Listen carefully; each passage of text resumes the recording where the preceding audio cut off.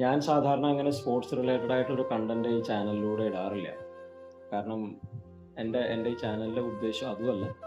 പക്ഷേ ഞാൻ എന്തോ എനിക്ക് ഇന്ന് സ്പോർട്സ് റിലേറ്റഡ് ആയിട്ടുള്ളൊരു കണ്ടന്റ് എൻ്റെ ഈ ചാനലിലൂടെ ഇടണമെന്ന് എനിക്ക് തോന്നി. അത് വേറൊന്നുമല്ല. അണ്ടർ 19 വേൾഡ് കപ്പിന്റെ ക്രിക്കറ്റ് വേൾഡ് കപ്പിന്റെ ഫൈനലായിരുന്നു. ഇന്ത്യയും ഇംഗ്ലണ്ടും തമ്മിലായിരുന്നു. അതിൽ ഇന്ത്യ ശക്തമായിട്ട് ജയിച്ചിട്ടുണ്ട്. ഏതാണ്ട് 100 ചില്ലാൻ റൺസിനാണ് ഇന്ത്യ ജയിച്ചിരിക്കുന്നത്. ഇന്ത്യ ഇത് റെക്കോർഡ് വിന്നിംഗ് ആണ്. കാരണം 1988 ആദ്യത്തെ അണ്ടർ 19 വേൾഡ് കപ്പ് നടക്കുന്നത്. അതിനുശേഷം 10 വർഷത്തോളം കളി നടന്നിരുന്നില്ല.